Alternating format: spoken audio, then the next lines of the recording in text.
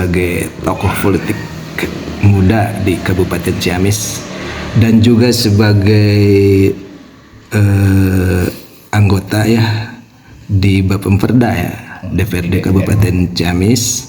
Seperti di jurnalis Lipsus terdahulu, ada aspirasi masyarakat yang menyampaikan problem sosial di Kabupaten Ciamis perihal penyimpangan moral. Fenomena itu terjadi di Ciamis, sehingga untuk menjadi solusi secara menyeluruh di Kabupaten Ciamis perlu adanya perda. Waktu itu diusulkan perda parenting ya. Sejauh mana respon dari DPR dan Bapemperda terhadap progres tersebut? Ya.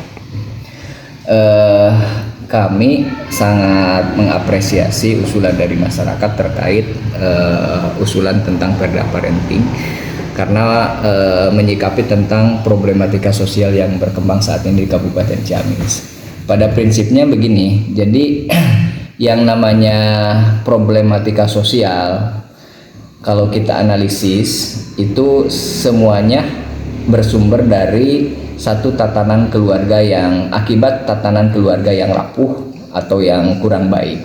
Maka otomatis kami di DPRD, terutama di Bapemperda itu, saya secara pribadi juga sangat bersetuju apabila gitu ya, ada perda-perda tersendiri yang kemudian ini menjadi salah satu langkah yuridis untuk penanggulangan problematika sosial tersebut, termasuk di dalamnya LGBT. Yang pertama, dasar yang paling mendasar yang kami buat itu, dan kami yakin bahwa ini adalah sebagai fondasi untuk penanggulangan problematika sosial tersebut, yaitu sudah disahkan minggu kemarin, yaitu perda tentang penyelenggaraan ketahanan keluarga. Karena segala problematika sosial itu akibat bangunan keluarga yang rapuh, maka ketahanan keluarga ini harus didahulukan. Maka ini menjadi prioritas secara yuridis. Maka otomatis alhamdulillah di perdanya sudah kami sahkan di minggu kemarin. Nah, ke depan saya secara pribadi dulu ya, karena belum kita rapatkan, berpandangan bahwa perda ketahanan keluarga ini perlu dilengkapi dengan perda-perda yang lain. Yang pertama, yang selanjutnya adalah yang harus kita lakukan adalah pemisahan perda perlindungan anak dan perempuan, yaitu dipisahkan apa? Perda perlindungan anak dipisahkan dari perda perlindungan perempuan. Jadi masing-masing ada perdanya, ada perda perlindungan anak dan ada pula perda tentang perlindungan dan pemberdayaan perempuan. Itu yang kedua. Karena apa? Karena fokusnya berbeda. Jadi perlindungan anak dengan perlindungan perempuan itu lokusnya berbeda, fokusnya pun berbeda, maka otomatis aturannya pun harus terpisah, dan itu pun sesuai dengan kaidah peraturan perundang-undangan yang ada di atasnya. Terus langkah yang ketiga,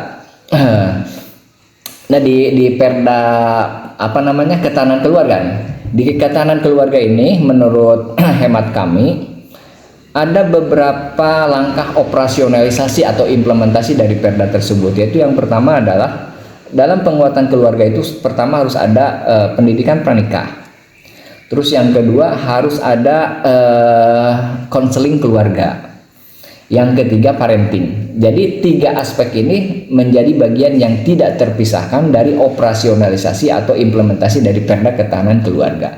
Namun demikian, apabila ada penguatan tersendiri, itu jauh lebih baik.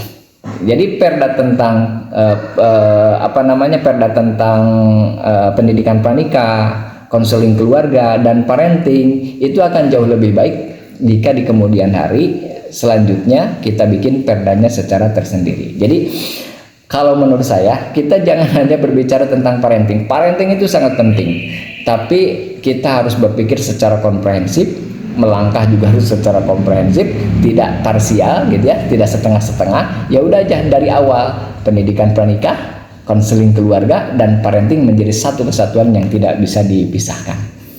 Itu pandangan saya secara pribadi, karena yang baru diselesaikan oleh kita adalah perda tentang penyelenggaraan ketahanan keluarga untuk mengatasi problematika sosial yang ada ke depan.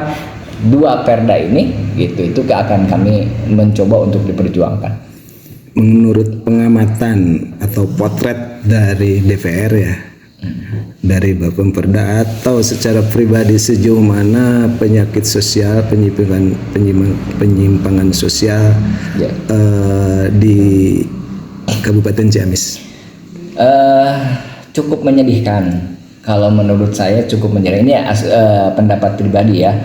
Karena saya juga bersama teman-teman itu melihat ini gitu, bahkan mendampingi itu dari tahun 2012. Artinya sampai saat ini bahkan mohon maaf saya tidak bisa menyebutkan kasus-kasus itu banyak sekali.